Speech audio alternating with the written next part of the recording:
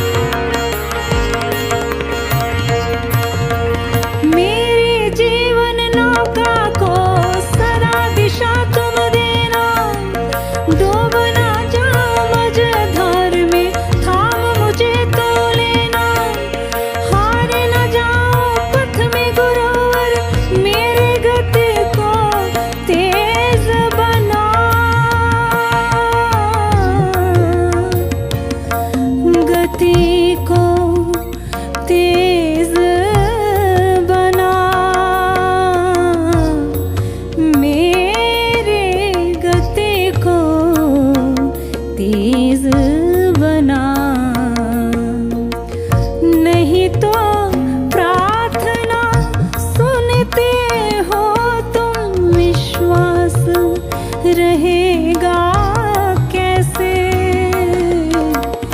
अपनी करुणा जल से मेरे जीवन को धो के निर्मल बना। नहीं तो मेरे हाथ तेरे चरणों का स्पर्श करेंगे कैसे अपनी करुणा जल से मेरे जीवन को धो के निर्मल बना, निर्मल बना, निर्मल बना। आशुतोष भगवान की आदि गुरु शंकराचार्य जी के चरणों में उनके कुछ शिष्य बैठे थे। तभी एक शिष्य ने अपनी जिज्ञासा उनके समक्ष रखते हुए पूछा, गुरुदेव, इस संपूर्ण सृष्टि में एक साधक के लिए ग्रहण करने योग्य क्या है? तब उन्होंने कहा, गुरु के वचन ही है जो शिष्य को ग्रहण करने के लिए योग्य हैं, जिन्हें उसे ग्रहण करना चाहिए। गुरुदेव, फिर त्यागने योग्य क्या है? प्रत्येक वो कार्य जो करने योग्य नहीं है वे शिष्य के लिए त्यागने योग्य है। गुरुदेव, अंधा कौन है? जो मन के वशीभूत होकर गलत कार्य करता है वो अंधे के समान है। जागृत कौन है? वो विवेक की आत्मा जिसे गुरु ने भीतर से जगा दिया वे जागृत है। मूर्ख कौन है गुरुदेव?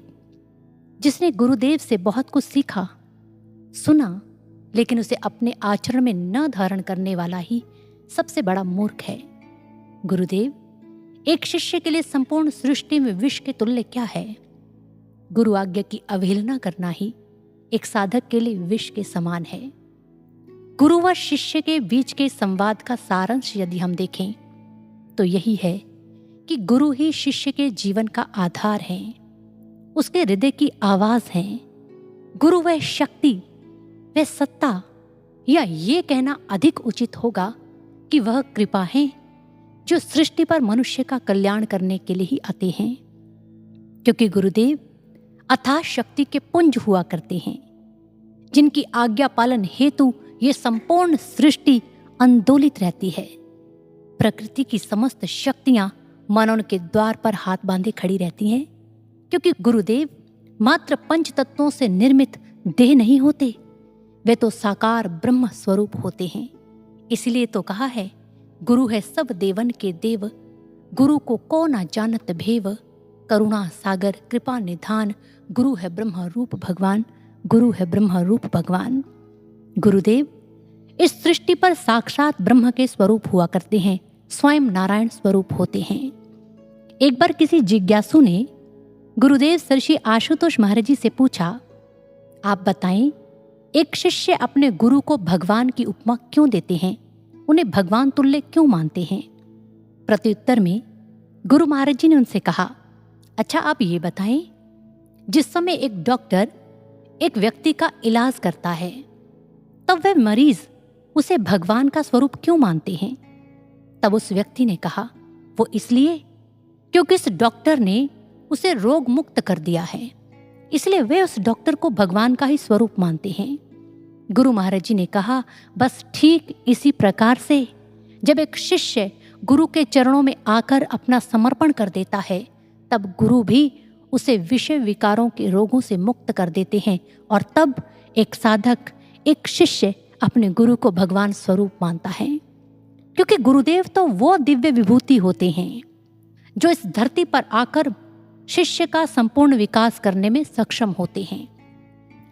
वो माया में फंसे, विकारों में धसे मानव को जो जीता जागता है, अहंकार, क्रोध जैसे दुर्जय शत्रुओं से मुक्त कर उसे चलता फिरता ईश्वर का मंदिर बना देते हैं।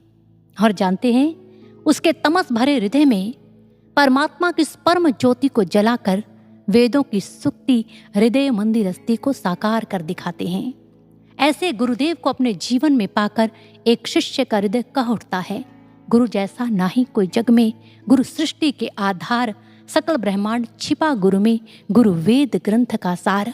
गुरु कृपा का अमृत पीकर शिष्य धन्य हो जाते हैं, जिन्हें मिली पतवार गुरु की वो भव सागर तर जाते हैं, वो भव सागर तर जाते हैं। सच में सौभाग्यशाली होते हैं वो साधक जिन्हें ऐसे गुरु की पावन शरणागति प्राप्त होती है। इसलिए सज्जनों, गुरुदेव की इस पावन शरण को ग्रहण कर लेने से दुख सिंधु, यहाँ तक कि संसार के भवसागर भी सूख जाया करते हैं। किंतु गुरु की इस कृपा प्रसाद को पाने के लिए एक साधक को अपनी साधकता का पात्र भी तो तैयार करना पड़ेगा। अपनी साधकता की परिभाषा को समझना भी तो होगा कि साधक किसे कहते हैं। क्या आप जानते हैं कि साधकता की परिभाषा क्या है? वास्तव में बहुत सारे गुणों का सम्मिश्रण है साधकता। यह विवेक के साथ गुरु के आदर्शों को जीवन में धारण करने की मांग करती है और विकारों को त्यागने का संकल्प, गुरु के चरणों में अटूट विश्वास, संपूर्ण समर्पण करने की मांग और अथाह श्रद्धा, और वास्तव में गुरु के लक्ष्य में उनके सहयोगी होने की भावना का नाम ही सच्ची साधकता है। इसीलिए गुरु के इस मिशन में सहयोग की भावना, उनके चरणों में अपना विश्वास अर्पित करना, श्रद्धा अर्पित करना, ये सब साधकता के गुण हैं। और जब एक साधक अपने जीवन में गुरु ज्ञान का अनुसरण करता है, उनके आदर्शों के अनुसार अपने जीवन को ढालता है, उनके सिद्धांतों के अनुरूप अपने चरित्र और व्यक्तित्व का निर्माण करता है, तब ये कहा जा सकता है कि एक साधक ने गुरु की अनुकूलता को धारण कर लिया है। क्योंकि गुरु एक दैहिक मूर्ति भर नहीं होते, वे तो ज्ञान के भंडार होते हैं। वे तो एक आदर्श होते हैं, एक सिद्धांत होते हैं, जिन्हें अपने जीवन में जिया जाता है और पिया जाता है। संत कबीर जी हम सभी साधकों का मार्गदर्शन करते हुए कहते हैं कि एक साधक के गुण कैसे होने चाहिए। गुरुमुख गुरु चितवत रहे, जैसे मणि भुजंग, कह कबीर बिसरे नाही, यह गुरुमुख के अंग, यह गुरुमुख के अंग। वो क्या कहते हैं? कहते जैसे एक सर्प अपनी मणि से बहुत स्नेह करता है, बहुत प्रेम करता है और सदैव उसे निहारता रहता है, ठीक ऐसे ही एक साधक को भी अपने गुरु के आदर्शों को सन्मुख रखकर जीवन यापन करना चाहिए।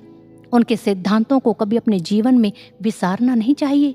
यही एक साधक का सबसे बड़ा गुण है, यही एक साधक का सबसे बड़ा लक्षण कहा जा सकता है, और यही गुण उसकी साधकता को चरम उत्कर्ष तक पहुंचाता है, उसकी साधकता को प्रखरता प्रदान करता है। एक बार एक साधक ने गुरु महाराज जी से आकर कहा, गुरु महाराज जी, जिस समय हनुमान जी के सामने परीक्षा की घड़ी आई, उन्हें अपने प्रेम, अपनी भावना, अपनी श्रद्धा का परिचय देना पड़ा, तो तब हनुमान जी ने तो अपना हृदय चीर कर दिखा दिया कि उनके जीवन में, उनके हृदय में केवल श्री राम बसते हैं। किंतु महाराज जी, अगर हमारे सामने कभी ऐसी घड़ी आई, ऐसा समय आया, तो हम में तो यह सामर्थ्य नहीं है कि हम किसी को अपना हृदय खोलकर दिखा पाएं। तब गुरु महाराज जी ने कहा, तुम्हें ये सब प्रमाणित करने के लिए अपना हृदय खोलकर दिखाने की आवश्यकता नहीं है। तुम्हारा चरित्र, तुम्हारा व्यक्तित्व इस बात की गवाही देगा। तुम्हारा चरित्र ही बताएगा कि तुमने अपने गुरु के आदर्शों को कितना धारण किया है। जानते हो, जिस समय तुम्हारा हर शब्द, हर कर्म गुरु के आदर्शों के अनुरूप होगा, तुम्हारा हर कर्म गुरु के सिद्धांतों के अनुकूल होगा, तब तुम्हें किसी को बोलकर बताना नहीं पड़ेगा। तुम्हारा गुरु तब तुम्हारे कर्म में झलकेगा। सत्य ही तो है। हम सब साधकों के लिए गुरु महाराज जी के शब्द प्रेरणा के तुल्य हैं, क्योंकि हम सबको भी तो अपने गुरु के आदर्शों को धारण कर उनके सिद्धांतों का अनुसरण करते हुए इस मार्ग पर चलना भर है। जैसा वो हमें बनाना चाहते हैं वैसा बनने का प्रयास करना है, क्योंकि उनकी बहुत सारी उम्मीदें, बहुत सारी आशाएं हमसे जुड़ी हुई हैं। गुरु महाराज जी ने कहा है, बहुत उम्मीदें हैं सद्गुरु को अपनी संतानों से, पूर्ण करें जो सेवा दी है उसने अरमानों से। बहुत सारी उम्मीदें और बहुत सारी आशाएं गुरु की जुड़ जाती हैं उस शिष्य के साथ जिसे वे अपना शिष्य धारण कर लेते हैं, शिष्य ग्रहण कर लेते हैं। और गुरु महाराज जी अपने प्रत्येक शिष्य को, हर एक साधक को, किसी विशेष को नहीं, हर एक साधक को जिसने उनकी शरण में आकर इस ब्रह्म ज्ञान को प्राप्त किया है, वो उसे श्रेष्ठ बनाना चाहते हैं। और कैसा? इनका अवलोकन, या फिर ये कहें इनको हम एक इस गुरु महाराज जी की शब्दावली के माध्यम से देख सकते हैं। महाराज जी कहते हैं, तुम में से हर एक को मीरा, ध्रुव, प्रहलाद सा बनाना है। त्याग, तपस्या, सतत परिश्रम की अग्नि में जलाना है। एक एक साधक को कैसा बनाना चाहते हैं? मीरा, ध्रुव, प्रहलाद जैसा श्रेष्ठ बनाना चाहते हैं, साधक बनाना चाहते हैं, भक्त बनाना चाहते हैं। किंतु बहुत सारे साधक जिस समय इन भावों को श्रवण करते हैं तो उनके मन में एक प्रश्न उठ खड़ा होता है, वो तो महान आत्माएं थी, हम तो वैसे श्रेष्ठ नहीं हैं। फिर हम उन जैसे भक्ति के मकाम को, उस भक्ति की मंजिल को, उस श्रेष्ठता को कैसे प्राप्त कर पाएंगे? तो जानते हैं, हमारी इस दुविधा को दूर करने के लिए गुरु महाराज जी ने मानो स्वयं ही कह दिया, हो संतान मेरी साधारण नहीं हो, आए इस जहां में अकारण नहीं हो। तुम अर्जुन हो मेरे, हनुमान हो तुम, हो आंखों के तारे मेरी जान हो तुम। उम्मीदें ये मैंने तुमसे लगाई, चमको गगन में सितारों की न्याई। उम्मीदें ये मेरी न तुम तोड़ देना, भक्ति के पथ को न तुम छोड़ देना, भक्ति के पथ को न तुम छोड़ देना। इन पंक्तियों को ध्यान से श्रवण करें। सबसे पहले जो हमें गौरव प्रदान किया है महाराज जी ने, वो है अपनी संतान होने का गौरव। उन्होंने केवल हमें शिष्य ग्रहण नहीं किया, शिष्य नहीं बनाया, उन्होंने अपनी संतान होने का गौरव हम सभी संतानों को प्रदान किया है। हो संतान मेरी साधारण नहीं हो, आए इस जहां में अकारण नहीं हो। कितनी बड़ी बात है ये। इसमें गुरु महाराज जी की उम्मीदें भी हैं और हमें हौसला देते हुए उनके ये शब्द यह भी बता रहे हैं कि हम कोई साधारण आत्माएं नहीं हैं, हमें ईश्वर ने चुना है अपने लक्ष्य के सहयोगी बनाकर। किंतु हम अपने जीवन में, अपने मन में जरा झांक कर तो देखें।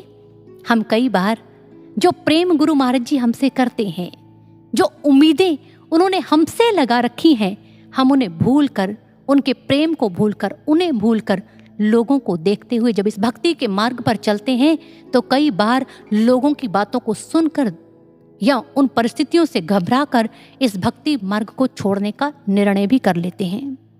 जानते हैं, एक बार एक गुरु भाई गुरु महाराज जी के पास आए। आकर उन्होंने कहा, महाराज जी क्षमा करना, मैं इस भक्ति के पथ पर अब और नहीं चल पाऊंगा। मुझसे ये भक्ति, ये ज्ञान मार्ग का अनुसरण बस अब और नहीं होगा। गुरु महाराज जी ने जैसे उनके इन भावों को सुना तो महाराज जी ने गंभीरता से उनकी ओर देखा और पूछा, क्यों, ऐसा क्या हो गया?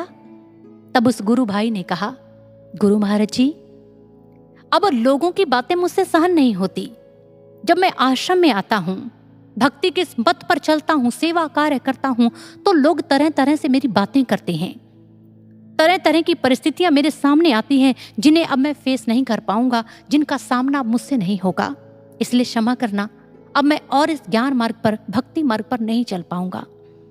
गुरु महाराज जी ने गंभीरता से उसकी ओर देखा और फिर पूछा, अच्छा यह बताओ कितने लोग हैं जो तुम्हारी बातें करते हैं?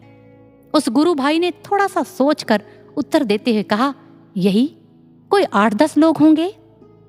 गुरु महाराज जी ने उसके निकट आकर बड़ी गंभीरता से अपने नम नेत्रों से उसकी ओर देखा और कहा, बस 8 और 10 लोगों की बातों को सुनकर तुमने अपने गुरु को छोड़ने का निर्णय ले लिया?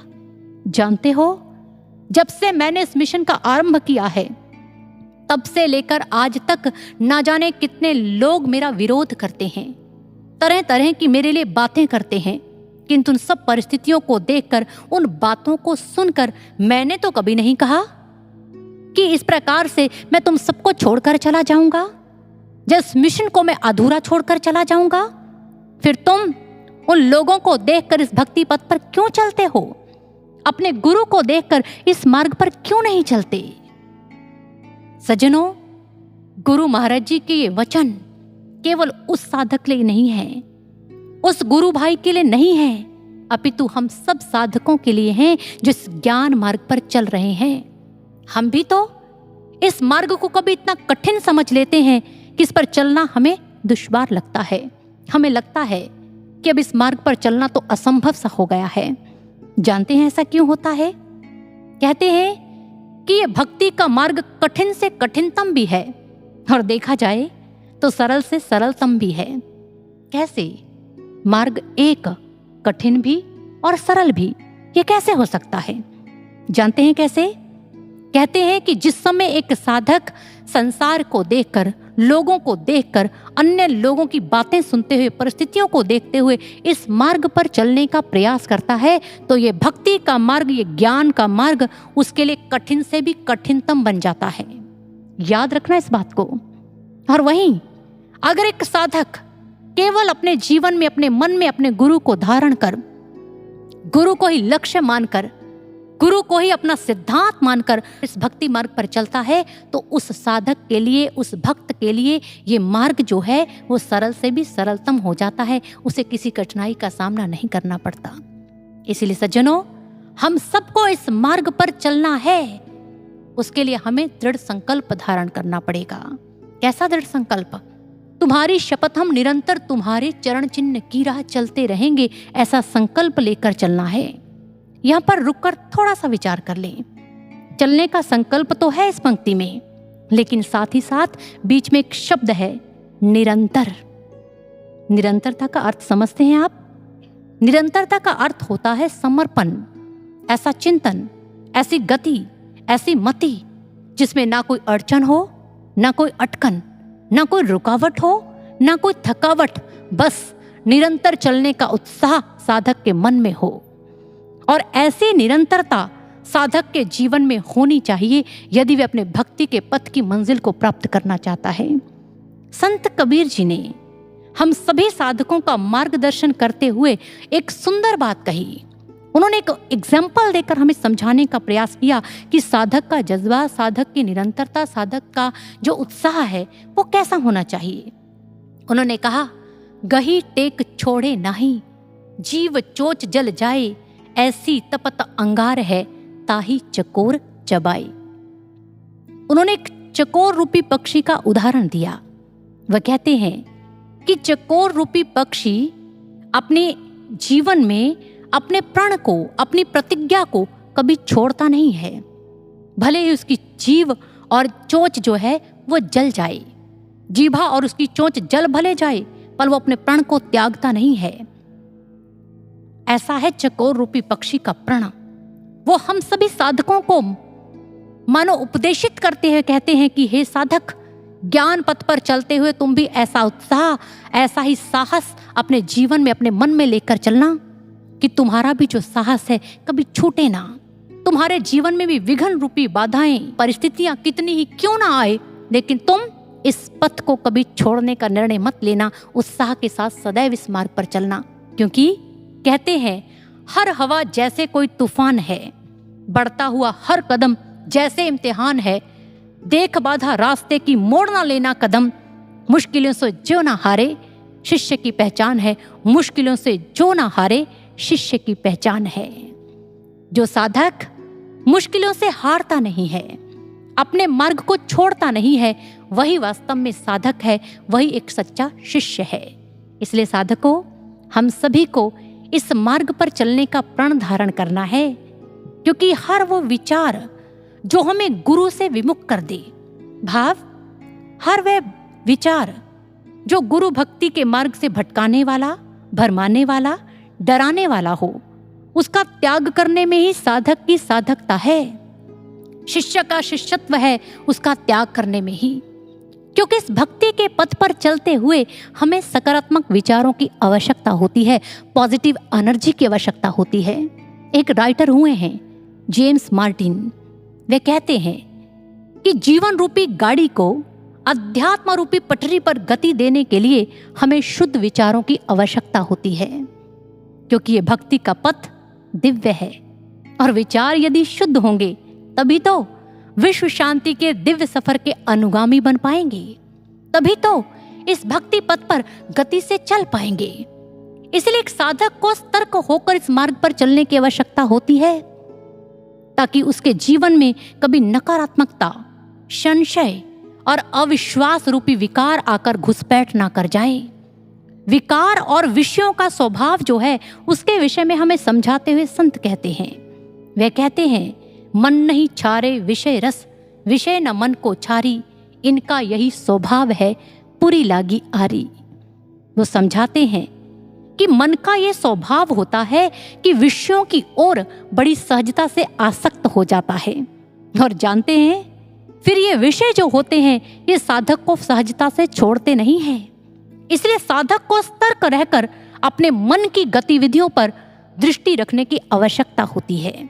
महात्मा बुद्ध कहते हैं, एक साधक स्वयं अपना सबसे बड़ा रक्षक होता है, और जिसका स्वयं पर नियंत्रण है, जिसने अपने मन पर नियंत्रण रखना सीख लिया, वो साधक उस सामर्थ्य को प्राप्त कर लेगा जिसे बहुत कम लोग प्राप्त कर सकते हैं।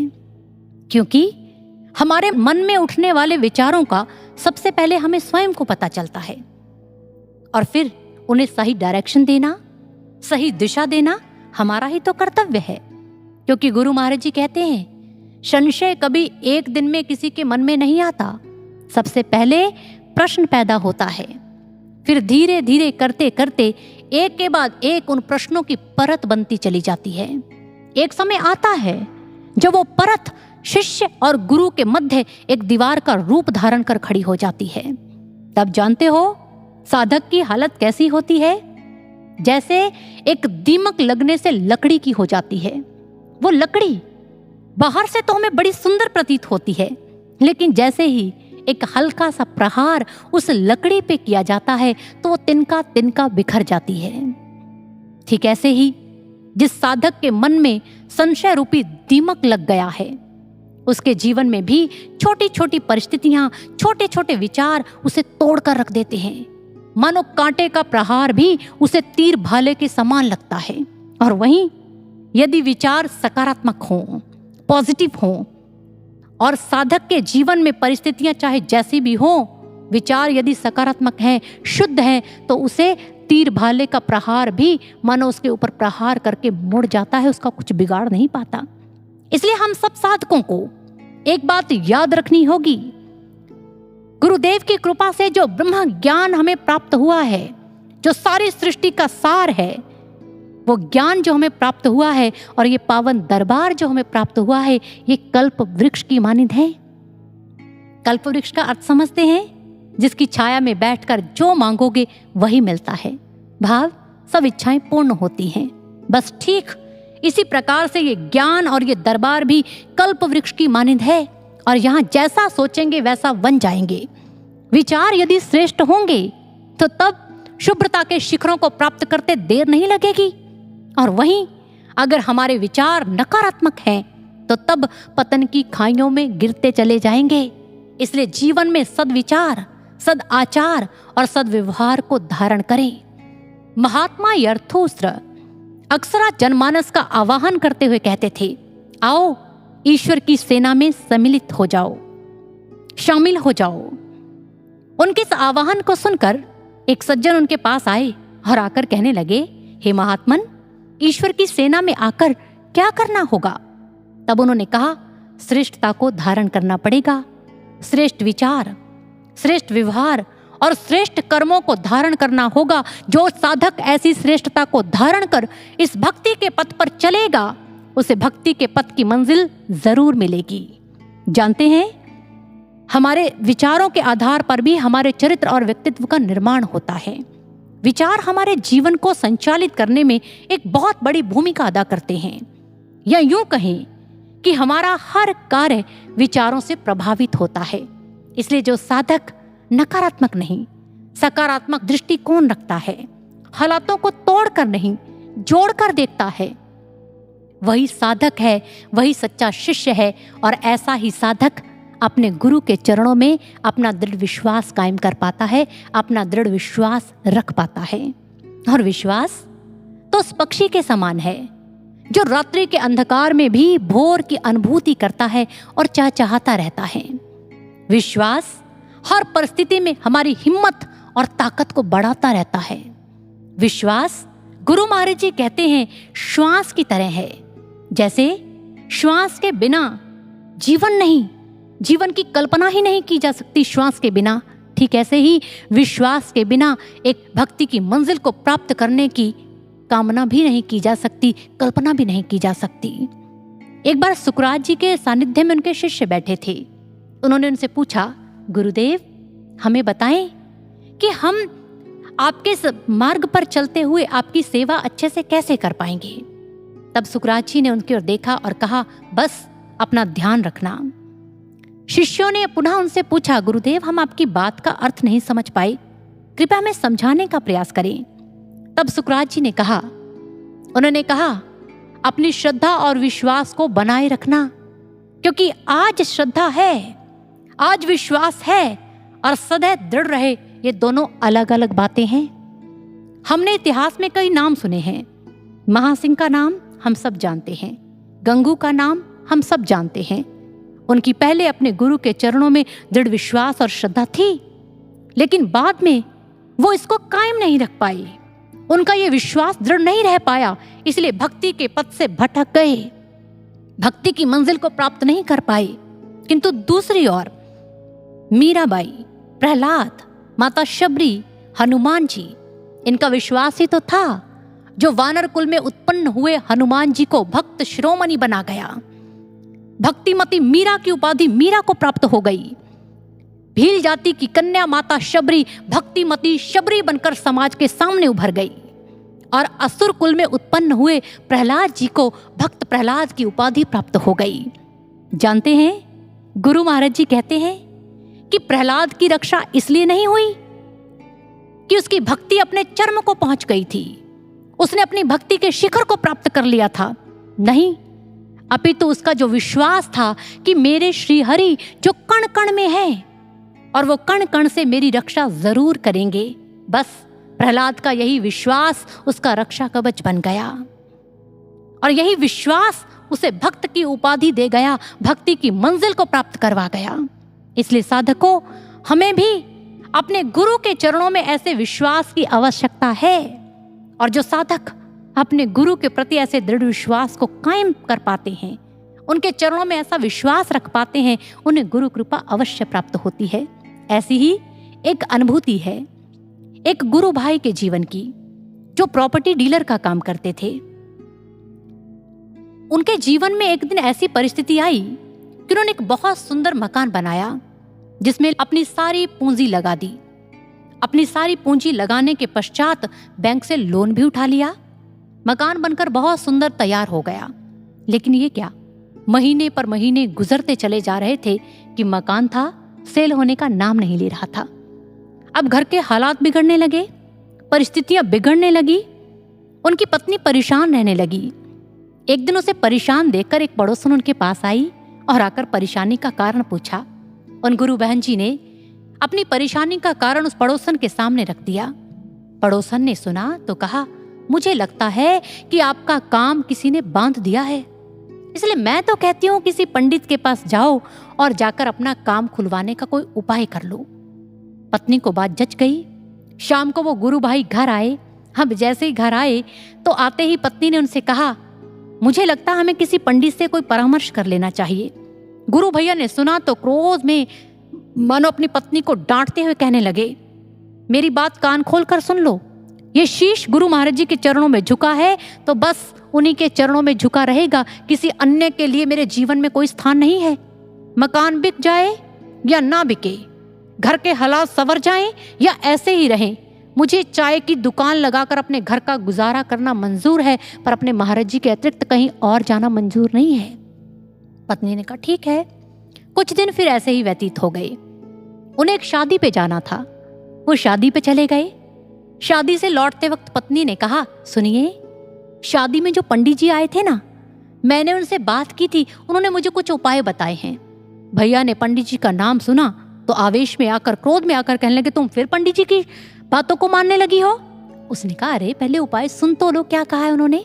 भैया ने कहा, क्या कहा है। बहन जी ने कहा, उन्होंने कहा है कि उस नए घर में सबसे पहले आप अपने महाराज जी का स्वरूप लगाओ। जैसे ही उन्होंने सुना तो मुस्कुरा दिए, कहने लगे, बिल्कुल, अरे ये तो बहुत अच्छी बात है, बल्कि हमें तो ऐसा स्मरण ही नहीं हुआ कि हमें महाराज जी का स्वरूप वहां पर स्थापित करना चाहिए। आज ही जाते ही मैं महाराज जी का नया स्वरूप वहां पर लगा दूंगा। पत्नी ने कहा, पंडित जी ने यह भी कहा है कि नित्य प्रति अपने गुरुदेव की आरती उस नए घर में किया करो। भैया ने कहा, डन, कल से ही स्टार्ट कर देंगे। पत्नी ने कहा, पंडित जी ने कहा है जो ध्यान साधना आप करते हैं उस नए घर में बैठकर किया करो। भैया ने कहा, बिल्कुल सही कहा है, कल से ही हम सब परिवार वहां पर ध्यान साधना आरंभ कर देंगे। पत्नी ने कहा, चौथी बात जो पंडित जी ने कही है उसे भी ध्यान से सुन लीजिए। भैया ने कहा, क्या कहा है। उन्होंने कहा है कि ये घर के जो 2 स्तंभ है ना, 5 मंगलवार तक आटे का दिया बनाकर उन दोनों स्तंभ के पास लगाना है और बाद में वो दिया गाय को खिला देना है। भैया ने सुना तो उसी समय क्रोध में आते हुए कहने लगे, अरे बिल्कुल भी नहीं, ये तो हुआ टोना टोटका, और मैं टोना टोटका कोई ऐसा उपाय कर अपने विश्वास को खंडित नहीं होने दूंगा। गुरु महाराज जी की श्रद्धा में कोई विघ्न नहीं आने दूंगा। मैंने तुमसे पहले ही कहा था, जो भी कार्य जुड़ा है गुरु महाराज जी से जुड़ा है, इसलिए कान खोलकर मेरी बात सुन लो।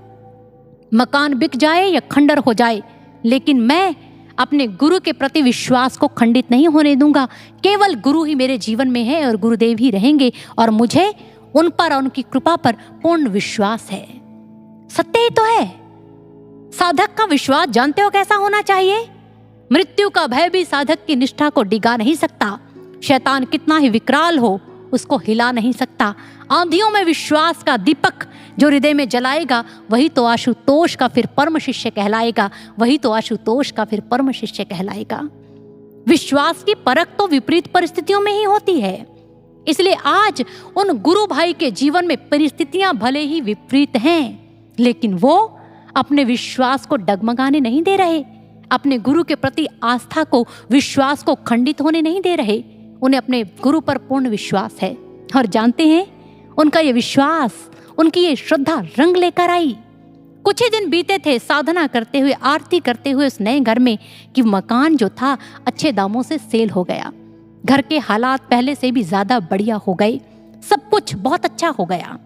अब क्या हुआ, एक दिन गुरु महाराज जी के सामने खड़े होकर उन्हें शुक्रिया कर रहे थे, तभी महाराज जी की आवाज भीतर से आई, कभी डगमगाने मत देना, श्रद्धा और विश्वास तुम हर दुविधा में हमें पाओगे, हर पल अपने पास तुम, हर दुविधा में हमें पाओगे, हर पल अपने पास तुम। गुरु महाराज जी के ये वचन अगर देखा जाए तो केवल उन गुरु भैया के लिए नहीं है, हम सब के लिए है। अगर हमारा भी विश्वास इसी प्रकार से दृढ़ है, हमारी श्रद्धा गुरु महाराज जी के चरणों से जुड़ी हुई है, तो उनकी कृपा का प्रसाद हमें भी प्राप्त होगा। ऐसा ही विश्वास हमारा भी रंग लेकर आएगा, जो हमें भक्ति के शिखरों तक पहुंचा देगा। और जानते हैं, अगर विश्वास ऐसा होगा तभी तो हम अपने गुरु के चरणों में अपना समर्पण कर पाएंगे। जानते हो एक साधक का समर्पण कैसा होना चाहिए। एक बार तानसेन जी का काफिला रास्ते में से गुजर रहा था। उनके कुछ सैनिक आगे आगे जाते हुए लोगों को हटा रहे थे, मार्ग साफ कर रहे थे। तभी सैनिक आगे बढ़े तो एक घास काटने वाला मजदूर उनके सामने आ गया। उन सैनिकों ने उसे हटाते हुए कहा, अरे जल्दी से हट जाओ, क्या तुम्हें पता नहीं है अकबर के दरबार के महान गायक तानसेन का काफिला आ रहा है। उस मजदूर ने जैसे ही सुना तो प्रसन्नचित्त हो गया, कहने लगा, अरे वही तानसेन जी जिनके गाने से दिए जल उठते हैं, वही तानसेन जी जिनके गाने से कई बार वर्षा होने लगती है। सैनिक ने कहा, हाँ हाँ, वही महान तानसेन जी जा रहे हैं। सैनिक की बात को सुनकर उस मजदूर ने कहा, जानते हो मेरी बड़ी इच्छा है कि मैं भी उनके गायन को श्रवण करूं। सैनिक ने उनकी बात को सुना तो कहा, जानते हो अकबर के दरबार में जिस समय वो गाते हैं तो अकबर अपने खजाने के मुख उनके लिए खोल देता है। तुम्हारे सामने यदि वो गाएंगे तुम उन्हें क्या दोगे? तो उस मजदूर ने एक क्षण की देरी किए बिना उत्तर दिया, मैं तो अपना सर्वस्व उनके चरणों में अर्पित कर दूंगा। सैनिक ने पूछा, क्या है तुम्हारे पास? उसने कहा, यही घास की एक गठरी और उसको काटने वाला ये औजार मेरा सर्वस्व है, मेरा सब कुछ है और मैं ये उनके चरणों में अर्पित कर दूंगा। सैनिक उसकी इस बात को सुनकर हंस पड़े। उनके हंसने की आवाज तानसेन जी ने सुनी तो उन्हें अपने पास बुलाकर पूछा, क्या हुआ? सैनिक ने सारी बात बता दी। जानते हैं, सैनिक की बात को सुनकर तानसेन झट से अपनी पालकी से नीचे उतरे और उस व्यक्ति के सामने आकर बैठ गए। उसे अपने सामने बैठने के लिए इशारा किया, कहा, मेरा गायन सुनोगे? उसने हाथ जोड़कर कहा, हाँ। उसी समय उस मजदूर ने अपनी घास की वो पोटली और अपना औजार उनके चरणों में रख दिया। तानसेन जी ने आंखें बंद की और गाना आरंभ कर दिया। देखते ही देखते वहां पर भीड़ जमा होने लगी। कुछ समय के पश्चात तानसेन जी ने जैसे ही अपने गाने को विराम दिया तो उसी समय भीड़ में से एक व्यक्ति ने उनसे प्रश्न पूछा, तानसेन जी, जिस समय आप अकबर के दरबार में गाते हैं तो अकबर तो बहुत सारी अशरफियां, बहुत सारी दौलत आप पर लुटाते हैं। इस व्यक्ति ने ऐसा क्या दे दिया कि आज आप रास्ते में ही गाने बैठ गए? तब जानते हैं तानसेन जी ने क्या कहा, अरे जब अकबर के सामने गाता हूं तो अकबर तो अपने खजाने में से कुछ धन मुझ पर लौटाते हैं, मुझे देते हैं, लेकिन आज इस श्रोता ने तो अपना सर्वस्व मुझे दे दिया, अपना सब कुछ मेरे चरणों में अर्पित कर दिया। आज मैं धन्य हो गया हूं ऐसे श्रोता को पाकर। आज मेरा गाना सफल हो गया है ऐसे श्रोता को पाकर, क्योंकि इसने आज मेरे गाने के बदले अपना सर्वस्व मुझे दे दिया है। सज्जनों, अगर हम देखें तो एक शिष्य का भी तो ऐसा ही समर्पण चाहते हैं गुरुदेव, क्योंकि गुरुदेव के आगे समर्पण कभी अधूरा नहीं होता, पूरा होना चाहिए, क्योंकि वे स्वयं पूर्ण है और उनकी पूर्णता का प्रमाण तो हमारे रक्त की एक एक बूंद देती है। इस बात की गवाही तो हमारी अंतरात्मा देती है। इसलिए उनके आगे एक शिष्य का समर्पण भी तो पूर्ण होना चाहिए। पूर्ण समर्पण, गुरुदेव पूर्ण ब्रह्म है, उनका प्रेम पूर्ण है, उनकी कृपा पूर्ण है और उन्होंने, अगर हम देखें, हम सबको पूर्णता अपना लिया है, किसी के साथ किसी प्रकार का कोई भेदभाव नहीं किया। गुरु महाराज जी ने पूर्णता हम सबको अपना लिया है। इसलिए हमें भी इस गुरु भक्ति के पथ पर चलते हुए अपना पूर्ण समर्पण गुरुदेव के चरणों में करना होगा। किंतु क्या पूर्ण समर्पण का अर्थ आप समझते हैं क्या होता है? अपने मन की जमीन पर अपने गुरु को पूर्ण अधिकार देना, जहां से वो हमारे विचारों के पले बड़े वृक्षों को उखाड़ कर अपने सिद्धांतों की पौध रोपित कर सके। क्योंकि गुरुदेव शिष्य का पूर्ण रूपांतरण करना चाहते हैं और यह तभी होता है जब एक शिष्य अपने आप को पूर्णता उनके सशक्त हाथों में सौंप देता है। आपने कभी एक अनगढ़ पत्थर को देखा होगा। उस अनगढ़ पत्थर में से सुंदर मूर्ति का निर्माण तभी हो पाता है जब वो अपने आप को शिल्पकार के हाथों में सौंप देती है। वो अनगढ़ पत्थर शिल्पकार के हाथों में जाता है तो सुंदर मूर्ति का निर्माण उसमें से हो पाता है। ठीक ऐसे ही जो साधक अपने आप को गुरु के सशक्त हाथों में सौंप देते हैं तो गुरु भी उन्हें सुंदर आकार देते हैं, ऐसा सुंदर आकार जिसे सारी दुनिया देखती है। जानते हो, जिन साधकों ने अपना ऐसा समर्पण किया उनके विषय में गुरु महाराज जी क्या कहते हैं? बनाएंगे हम तुम सबको दिव्य इतना कि दुनिया भी चरणों में आकर झुकेगी, बनाएंगे सुख सिंधु निर्झर तुमको कि शांति की धारा कभी ना रुकेगी, कि शांति की धारा कभी ना रुकेगी। हम सब के लिए गुरु महाराज जी ने भी यही कहा है। उनकी आशा है, बनाएंगे तुमको सुख सिंधु निर्जर, कि शांति की धारा कभी ना रुकेगी। ऐसा आकार वो हमें देना चाहते हैं। इसलिए हमें स्वयं को ये सोचकर प्रयासरत रखना है कि हम ईश्वर के द्वारा चुनी गई उनकी संतानें हैं, क्योंकि हर मनुष्य को ये अवसर नहीं मिलता कि वो ईश्वर प्राप्ति कर पाए और उनके कार्य में उनके सहयोगी बन पाए। किंतु गुरु महाराज जी के वचन देखें, उन्होंने लगभग अपने हर प्रवचन के अंत में हम सभी को प्रेरित किया है कि तुम सब विशेष हो, तुम्हारा चुनाव एक विशेष कार्य के लिए हुआ है, इसलिए विशेष साधना कर अपना विशेष निर्माण करो, विशेष पुरुषार्थ कर, विशेष तैयारी करो, और याद रखना कि इस युग के अंधेरे का हनन जो है वो दिव्य ज्योति ही करेगी। गुरु प्रिय साधकों, गुरु महाराज जी के इन वचनों से एक बात तो तय है कि वो जो लक्ष्य इस धरती पर लेकर आए हैं वो लक्ष्य अवश्य पूरा करेंगे। गुरुवर ने संकल्प लिया जो पूरा कर दिखलाएंगे। दुनिया देखेगी विश्व शांति का ध्वज श्री आशुतोष फहराएंगे, दुनिया देखेगी विश्व शांति का ध्वज श्री आशुतोष फहराएंगे। हमें तो केवल अपने आप को उत्साह के साथ सेवा कार्य में संलग्न रखना है और विशेष तैयारी करनी है, विशेष साधना कर अपना विशेष निर्माण करना है, विशेष पुरुषार्थ कर अपने आप को इस भक्ति के पथ पर चलने के लिए तैयार करना है। और याद रखने हैं गुरु के वो वचन जो कहते हैं कि इस युग के अंधेरे का हनन दिव्य ज्योति ही करेगी। इसलिए हमें अब इस भक्ति पथ पर संकल्प धारण कर चलने की आवश्यकता है। अब न रुकना न थकना, युग दृष्टा के संग बस आगे बढ़ने का संकल्प धारण करना है। ऐसी प्रार्थना गुरु महाराज जी के चरणों में करनी है। गुरुवर तुम्हारे पावन पथ पर हो अर्पित ये जीवन सारा, बढ़े चले हम रुके कभी ना, हो ये दृढ़ संकल्प हमारा, हो ये दृढ़ संकल्प हमारा। हे गुरुदेव, भक्ति मार्ग पर चलते हुए हमारे कदम कभी रुके ना, हमारे हौसले कभी मंद ना पड़े, हम सदैव आपके सहयोगी बनकर इस मार्ग पर चल पाए, क्योंकि आपने हमें सहयोगी बनने का श्रेय प्रदान किया है, हमें श्रेय दिया है। इसलिए गुरुदेव, हम आपकी कृपा के पात्र बन पाए, सदैव आपके इस विश्व शांति के लक्ष्य में आपके सहयोगी बने रहें। बस यही हमारी प्रार्थना गुरु महाराज जी के चरणों में हो। अगर ऐसे भाव होंगे, ऐसा विश्वास, ऐसा समर्पण होगा तो निसंदेह हमें भक्ति की मंजिल जरूर मिलेगी। गुरु की कृपा के पात्र हम अवश्य बन पाएंगे।